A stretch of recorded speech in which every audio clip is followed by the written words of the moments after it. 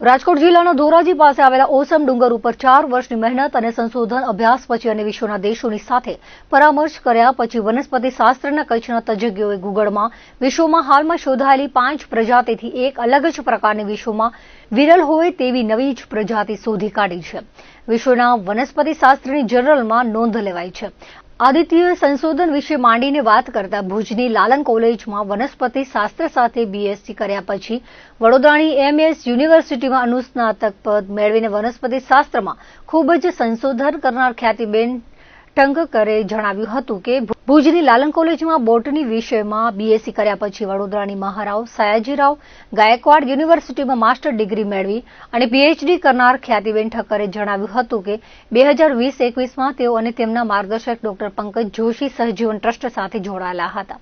એમની સાથે માલધારીઓ ક્યાં ચરિયાણ કરે છે અને કેવી રીતે કરે છે તે સમજવાની કોશિશ કરી રહ્યા હતા. દરમિયાન સંશોધન માટે ઓસમ ડુંગર ઉપર જવાનું થયું. ત્યાં તેમણે ગુગળ જેવી લાગતી એક વનસ્પતિ દેખાણી જે પહેલે નજરે સામાન્ય રીતે જોવા મળે છે તેવી જ ગુગળ જેવી જ દેખાતી હતી. સામાન્ય ગુગળના છોડ કરતા મોટા ઝાડ જેવી અને પર્ણ વગરની હતી.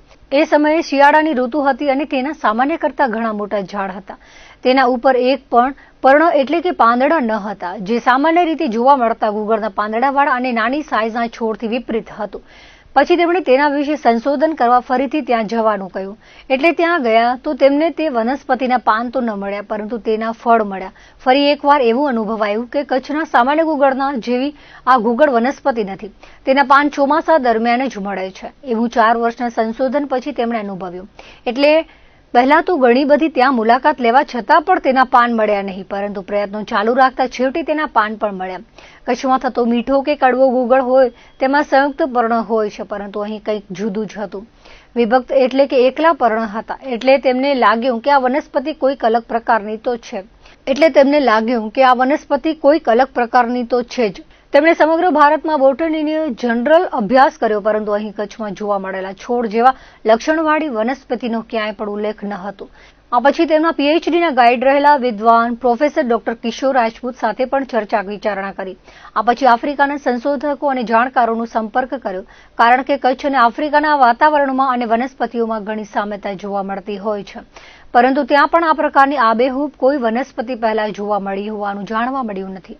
આફ્રિકાની એક વનસ્પતિ તેને કેટલાક અંશે મળતી આવતી હતી, પણ તે આ જ પ્રકારની વનસ્પતિ નહીં હોવાનો સ્પષ્ટ અભિપ્રાય આફ્રિકાના અને ભારતના નિષ્ણાંતોએ વ્યક્ત કર્યો હતો.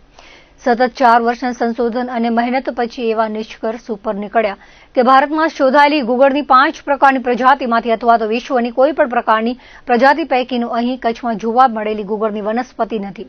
આ પછી ફરીથી આખરી નિર્ણાયક મુલાકાત લીધી અને તેના પાન, છાલ, ફળ વગેરેના નમૂના લઈ અને આ નવતર ગુગળના મળેલા છોડના બધા જ લક્ષણોનો અભ્યાસ કર્યો કે તેને ફળ ક્યારે આવે છે, ઓસમ ડુંગર ઉપર તેની સંખ્યા કેટલી છે તેનો અભ્યાસ પણ કર્યો. પછી તેમણે આ રિસર્ચ ઉપર થીસીસ લખ્યું અને ભારતની અને વિશ્વની જર્નલમાં પણ તેમના સંશોધનની નોંધ લેવાઈ. ખ્યાતિબેન ઠક્કરની આ મહેનત ખૂબ જ પ્રશંસાને પાત્ર છે અને તેમણે નવી વનસ્પતિની શોધ કરી અને ગૌરવ વધાર્યું છે. નખત્રાણાના વનસ્પતિ શાસ્ત્રના તજજ્ઞ ડોક્ટર ખ્યાતિ ઠક્કરે સતત 4 વર્ષ સુધી સંશોધન કરી અને ગુગળની વિશ્વની નવી પ્રજાતિ શોધી કાઢી. વનસ્પતિ શાસ્ત્રની ટીમ દ્વારા ગુગળની પ્રજાતિ વિશે સંશોધન થયું તો ઓસમ ડુંગર વિશે પણ જાણવું ખૂબ જ રસપ્રદ બની રહેશે. ઓસમ ડુંગર રાજકોટ જિલ્લામાં સ્થિત છે. ધોરાજીના પાટણ વાવ પાસે પ્રાકૃતિક રાજકોટ જિલ્લામાં ધોરાજી નજીક આવેલો એક પ્રાકૃતિક સૌંદર્ય અને ધાર્મિક મહત્વ ધરાવતો ડુંગર છે, જે ચોમાસામાં લીલોછમ બની ધોધ અને ઝરણાઓથી શોભે છે. ઓસમ ડુંગરનો ઇતિહાસ મહાભારત કાળ સાથે જોડાયેલો છે. માન્યતા પ્રમાણે મહાભારતમાં વનવાસ દરમિયાન પાંડવો અહીં રોકાયા હતા, જ્યાં મહાભારત કાળની પૌરાણિક ગુફાઓ પણ આવેલી છે અને ભીમ હિડમ્બાના પ્રણયનું સ્થળ મનાય છે, જે પ્રકૃતિ પ્રેમીઓ માટે આકર્ષણનું કેન્દ્ર છે. ચોમાસામાં અહીં લીલાછમ વૃક્ષો, ઝરણા અને ધોધ જોવા મળે છે. ડુંગર પર પ્રાકૃતિક સૌંદર્ય સાથે ધાર્મિક મહત્વ ધરાવતા સ્થળો અને ગુફાઓ આવેલી છે. પ્રકૃતિ પ્રેમીઓ અને ઇતિહાસમાં રસ ધરાવતા લોકો માટે આ એક ઉત્તમ સ્થળ છે. વિશ્વની નવી શોધાયેલી ગુગળની પ્રજાતિ એવી છે કે તેમાં સ્થળ ઉપર પાન ભાગ્યે જ અને માત્ર ચોમાસામાં જ આવે છે. ઓસમા ડુંગરની ઉપરથી આપણને ગુગળની એક નવી જાતિ મળી છે, જેનું નામકરણ કરતા વખતે ઘણા બધા મતભેદ હતા. ફાઇનલી અમારી ટીમની અંદરના જ એમએસ યુનિવર્સિટીના પ્રોફેસર છે ડૉક્ટર રાજપૂત સરના ફાધર ઇથનોબોટનિસ્ટ હતા અને એમણે બોટનીમાં સારું એવું પ્રદાન કર્યું છે વનસ્પતિ શાસ્ત્રમાં લોકોની દવાઓ માટે. એટલે એમના નામ ઉપરથી શંકરસિયાના એવી સ્પીસીસનું નામ અપાયું છે. એટલે વૈજ્ઞાનિક નામ છે કોમિફોરા શંકરસિયાના. અને આ નામકરણ કર્યા પછી એ પેપર પબ્લિશ કરવામાં આવ્યું, જેનાથી લોકોને જાણ થઈ કે કચ્છની અંદર કચ્છની બહાર પણ આ પ્રકારની વનસ્પતિ નવી જોવા મળી છે. ત્રીજી જાતિ આપણને ભારતમાંથી નવી મળેલી છે. હવે આ વનસ્પતિના બાહ્યકાર રીતે લક્ષણો જ બીજી ગુગળની જાતિઓ કરતાં અલગ પડે છે, જેના કારણે જ્યારે અમારા વિદ્યાર્થી લાલન કોલેજની જ ભૂતપૂર્વ વિદ્યાર્થીની ડૉક્ટર ખ્યાતિ ઠક્કર, જેઓ એમના રિસર્ચ દરમિયાન આ વનસ્પતિના સંશોધનમાં ખૂબ મહત્ત્વનું પ્રદાન કરેલું છે અને ખૂબ ઝીણવટપૂર્વક એના કેરેક્ટર લઈ અને એના વિશે ખૂબ લિટરેચર કલેક્ટ કરી અને માહિતી ભેગી કરી અને આ સ્પીસીસને અલગ કરવામાં, નવી કરવામાં, એના સંશોધનમાં ખૂબ મહત્ત્વનો ફાળો એમણે આપેલો છે. ગુગળ એ ગુંદર આપતો એક પ્લાન્ટ છે, જેની અંદરથી એક ગુગળનું ગુંદર નીકળે છે. સામાન્ય રીતે ગુગળને આપણે ધૂપ બનાવવામાં ઉપયોગ કરતા હોઈએ છીએ, પણ ગુગળની અંદરથી નીકળતો જે ગુંદર છે મેડિસિનલી, જે ફાર્માસ્યુટિકલ કંપની છે, દવાઓ બનાવવાની કંપની છે, લોકવૈદો છે, ઇથનોબોટનિસ્ટ, એ લોકો એનો ટ્રેડિશનલી ઉપયોગ કરતા આવ્યા છે અને થતો રહ્યો છે. હવે આ પેચમાંથી જે મળેલી વનસ્પતિ છે એ એટલા ભાગમાંથી જ મળેલી છે. બીજા કોઈ વિસ્તારની અંદર હજુ એ પ્રકારનું લોકેશન જોઈ અને સંશોધન કરવાનું હજુ બાકી છે. જો કદાચ એ પ્રકારના પેચ બીજે શોધવામાં આવે તો કદાચ આપણને એનું પ્રોપર પોપ્યુલેશન કેટલું છે, એના ઉપર કોઈ થ્રેટ છે કે નથી, આ બધી માહિતી આપણે જો રિસર્ચ પ્રોપર થશે તો કરી શકાશે. 2020-21 દરમિયાન હું સજીવન ટ્રસ્ટ સાથે જોડાયેલી હતી, હું અને મારા સર ડૉક્ટર પંકજ જોશી. એમની સાથે અમે લોકો ત્યાંના માલધારીઓના ચરિયાણ કઈ જગ્યાએ કરે છે, કેવી રીતે છે અને એના પર્યાવરણને સમજવાની થોડીક કોશિશ કરી રહ્યા હતા.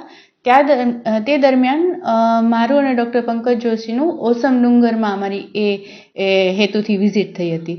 ત્યાં અમને એક ગુગળ જેવું પ્લાન્ટ દેખાયું. દેખાવ એકદમ એવું, પહેલી નજરમાં તમને એવું જ લાગે કે જે આપણે બધી જગ્યાએ મળી રહી છે એ જ ગુગળની સ્પીસીસ છે. એ દરમિયાન શિયાળો હતો તો તેમાં પાન નહોતા એનામાં, તો અમને થોડુંક કંઈક અજુગતું તો લાગ્યું, કારણ કે મોટા મોટા ઝાડ હતા અને આપણે અહીંયા જે કચ્છમાં અને બીજી જગ્યાએ ગુગળ થાય છે એ કેવું નાનું ક્ષુપ સ્વરૂપે હોય છે. તો અમે ત્યાર દરમિયાન તો પછી પાછા આવતા રહ્યા. ફરી અમને અંદરથી એવું થતું હતું કે ના, એ કંઈક તો નવું છે કે જે આપણને જઈને જોવું જોઈએ. ત્યારબાદ સરે મને જાણ કરી કે તું એક વખત વિઝિટ કરી આવ ને ત્યાં. તો એ રીતે હું ગઈ. ત્યાં થોડાક કેરેક્ટર મને મળ્યા. તે વખતે મને ફરી પર્ણ તો ના મળ્યા, પણ મને એના ફળ અને ફ્લાવર્સ મળ્યા. એના ઉપરથી મને એવું લાગ્યું કે આ તો આપણું જે ગુગળ છે એના જેવું નથી. ત્યારબાદ અમે મલ્ટિપલ વિઝિટ્સ કરી. અમારા માટે એના પાન મળવા બહુ મુશ્કેલ થઈ રહ્યા હતા, કારણ કે એ ખૂબ જ નાના ટૂંકા સમયગાળા, એટલે ચોમાસા દરમિયાન જ આવે છે. તો 4-5 વિઝિટ બાદ અમને ફાઇનલી એના પર્ણ મળ્યા, અને જે તદ્દન અલગ, જે આપણી બીજી મીઠો ગુગળ કહીએ કે ખારો ગુગળ કહીએ, જેનામાં સંયુક્ત પર્ણ હોય છે, એની બદલે સિમ્પલ લીવ્સ એટલે સાદું પર્ણ એનામાં જોવા મળતું હતું. એના ઉપરથી આ સ્પીસીસ અમને ખ્યાલ આવ્યો કે આ તો કંઈક તો નવું છે. હવે અમારા માટે બીજો પ્રશ્ન હતો કે એ આપણે અહીંયા રેકોર્ડ થયેલું છે કે નથી, કોઈએ પહેલાં એને નોંધ્યું છે કે નહીં. તો પહેલાં તો અમે રાજ્ય સ્તરની સ્પીસીસનો તમને ખ્યાલ હતો કે 2 ગુગળની પ્રજાતિ મળે છે, ખારો અને મીઠો. પછી અમે ઇન્ડિયા લેવલનું લિટરેચર બધું શોધ્યું. એમાં ભારતના બધા ફ્લોરાઝમાં જોયું કે આ ક્યાંય નોંધાયેલું છે, પણ અમને ક્યાંય એના જેવું કશું સિમિલર દેખાય એવું મળતું જ નહોતું એ પ્રજાતિમાં. ત્યારબાદ અમે મારા જે પ્રોફેસર PhD ગાઈડ છે ડૉક્ટર કિશોર રાજપૂત, એમની સાથે વાતચીત કરી અને એમના રેફરન્સથી અમે આફ્રિકામાં પણ 1-2 જગ્યાએ, કારણ કે આપણે ગુજરાત, કચ્છ અને આફ્રિકાની જિયોગ્રાફીને ઘણું બધું સિમિલર છે, વેધર કહીએ એ પણ, તો અમે ત્યાં પણ મેચ કરવાની કોશિશ કરી કે કદાચ ત્યાં એ નોંધાયેલું હશે તો એમને કોઈને પૂછીએ, ત્યાંના વૈજ્ઞાનિકોને. પણ ત્યાંથી પણ અમને એ જ જવાબ મળ્યો કે આ કંઈક અલગ છે, એમને ત્યાં નોંધાયેલું નથી.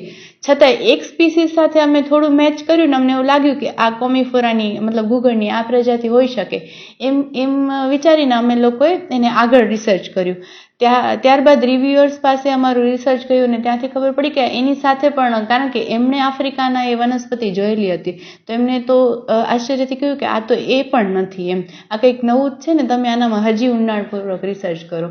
ત્યારબાદ લગભગ ચોથા વર્ષે અમે કન્ક્લુઝન ઉપર પહોંચ્યા કે આ વિશ્વમાં આ ઘૂઘણની પ્રજાતિ નોંધાયેલી જ નથી, અને ભારતમાં જે 5 નોંધાયેલી છે એમાંની પણ આ એકે નથી. ત્યારબાદ ફરી પાછા મલ્ટિપલ ફિલ્ડ વિઝિટમાં અમે એના કેરેક્ટર્સ લીધા, બધા જ, એની છાલ, પર્ણ, એનું હેબિટ કેવું છે, ફ્લાવરિંગ, ફ્રૂટિંગ ક્યારે આવે છે, અને એ ઓસમ ડુંગરમાં કેટલી એની પોપ્યુલેશન છે એ પણ અમે અસેસમેન્ટ કર્યું એનું. અને પછી અમે કન્ક્લુઝનમાં એનું રિસર્ચ પેપર લખ્યું, આપણી જે ભારતની ટેક્ઝોનોમી માટેની જે જર્નલ છે જેમાં આવા બધા રિસર્ચ પબ્લિશ થાય છે એમાં નાખ્યું, અને અંતે 2025માં અમારું આ રિસર્ચ પબ્લિશ થયું, અને મતલબ તદ્દન નવી સ્પીસીસ તરીકે એને અમે રેકોર્ડ કરી. કચ્છના પાટનગર ભુજ શહેરમાં સ્થિત અને રાજ્યના સૌથી પ્રાચીન ગણાતા ઐતિહાસિક કચ્છ મ્યુઝિયમમાં વર્ષ 2025 દરમિયાન પ્રવાસીઓનો અભૂતપૂર્વ ધસારો જોવા મળ્યો છે. વર્ષના પ્રારંભથી એટલે કે જાન્યુઆરીથી ડિસેમ્બર સુધીના સમયગાળામાં કુલ 1,23,475 જેટલા દેશી અને વિદેશી મુલાકાતીઓએ મ્યુઝિયમની મુલાકાત લઈને કચ્છના સમૃદ્ધ વારસાને નિહાળ્યો હતો. ખાસ કરીને વર્ષના અંતિમ ત્રિમાસિક ગાળામાં પ્રવાસીઓની સંખ્યામાં મોટો ઉછાળો જોવા મળ્યો છે. ઓક્ટોબર, નવેમ્બર અને ડિસેમ્બરના માત્ર 3 મહિનામાં જ કુલ 57,000 પ્રવાસીઓ મ્યુઝિયમની કલા સંસ્કૃતિથી અભિભૂત થયા હતા, જેમાં માત્ર ચાલુ ડિસેમ્બર માસમાં જ 30,254 મુલાકાતીઓ નોંધાયા છે, જે પ્રવાસન ક્ષેત્રે વધતી જતી લોકપ્રિયતા દર્શાવે છે. શૈક્ષણિક દ્રષ્ટિએ પણ આ મ્યુઝિયમ વિદ્યાર્થીઓ માટે જ્ઞાનનો ભંડાર સાબિત થયું છે. ચાલુ વર્ષ દરમિયાન કુલ 228 વિવિધ શાળાઓના વિદ્યાર્થીઓ અહીં મુલાકાત લીધી હતી, જેમાં 203 પ્રાથમિક શાળાઓ અને 25 માધ્યમિક શાળાઓના વિદ્યાર્થીઓનો સમાવેશ થાય છે. આ ઉપરાંત કચ્છની લોકકળા અને ઇતિહાસમાં રસ ધરાવતા 613 જેટલા વિદેશી પ્રવાસીઓએ પણ મ્યુઝિયમની મુલાકાત લઈને કચ્છની અસ્મિતાને વૈશ્વિક ફલક પર બિરદાવી હતી. નોંધનીય છે કે કચ્છ મ્યુઝિયમનો ઇતિહાસ અત્યંત ગૌરવશાળી છે. કચ્છની ભાતીગળ કળા અને કારીગરીને વૈશ્વિક મંચ પૂરું પાડવાના હેતુથી રણોત્સવ અંતર્ગત ભુજ ખાતે હસ્તકલા હાટ પ્રદર્શન સહ વેચાણનું ભવ્ય આયોજન કરવામાં આવ્યું છે. વડાપ્રધાન નરેન્દ્ર મોદીના વોકલ ફોર લોકલ અને આત્મનિર્ભર ભારતના સ્વપ્નને સાકાર કરવાના ઉમદા ઉદ્દેશ્ય સાથે ગુજરાત સરકારના કુટીર અને ગ્રામોદ્યોગ કમિશનરની કચેરી દ્વારા આ પ્રદર્શન યોજાયું છે. ભુજમાં મુન્દ્રા રોડ પર રિલાયન્સ મોલની સામે આવેલા ભુજ હાટ ખાતે આ પ્રદર્શન તારીખ 26 ડિસેમ્બર 2025થી શરૂ થઈ 11 જાન્યુઆરી 2026 સુધી ચાલશે, જેમાં મુલાકાતીઓ કલાના અદ્ભુત નમૂનાઓ નિહાળી શકશે. આ પ્રદર્શનની વિશેષતા એ છે કે અહીં વિવિધ કેટેગરીના કુલ 9થી વધુ અલાયદા સ્ટોલ ઊભા કરવામાં આવ્યા છે, જે કારીગરોની વિવિધલક્ષી કલાને યોગ્ય ન્યાય આપી રહ્યા છે. આ સ્ટોલ્સમાં હાથશાળ, હસ્તકલા, બારીક ભરતકામ, મોતીકામ, ચર્મકામ, માટીકામ, જ્વેલરી, વાંસકામ અને ગ્રહ સુશોભનની અસંખ્ય ચીજવસ્તુઓ પ્રદર્શિત કરવામાં આવી છે. ખાસ કરીને કચ્છી સ્પેશિયલ આઇટમ્સ જેવી કે બાંધણી, વોલન શાલ, ajrakh block print, patchwork tangaliya, copper bell અને મડ મિરર વર્ક જેવી પરંપરાગત કળા પ્રવાસીઓને મંત્રમુગ્ધ કરી રહી છે. હાલમાં રણોત્સવની સિઝન ચાલતી હોવાથી કચ્છના પ્રવાસે આવતા પ્રવાસીઓ મોટી સંખ્યામાં આ હાટની મુલાકાત લઈ રહ્યા છે. પ્રવાસીઓની સાથે સાથે સ્થાનિક કચ્છ જનતા પણ પોતાની સંસ્કૃતિને પ્રોત્સાહન આપવા માટે ઉમટી રહી છે, જેના કારણે પ્રદર્શન સ્થળ પર ભારે ચહલ પહલ જોવા મળી રહી છે. કારીગરો પાસેથી સીધી જ ખરીદી કરવાની સુવર્ણ તક હોવાથી લોકો ખરીદીનો આનંદ માણી રહ્યા છે. આયોજકો દ્વારા જાહેર જનતા માટે પ્રવેશ અને પાર્કિંગની વ્યવસ્થા સંપૂર્ણપણે નિઃશુલ્ક રાખવામાં આવી છે, જેનો લાભ લેવા માટે બહોળી સંખ્યામાં લોકો ઉમટી રહ્યા છે.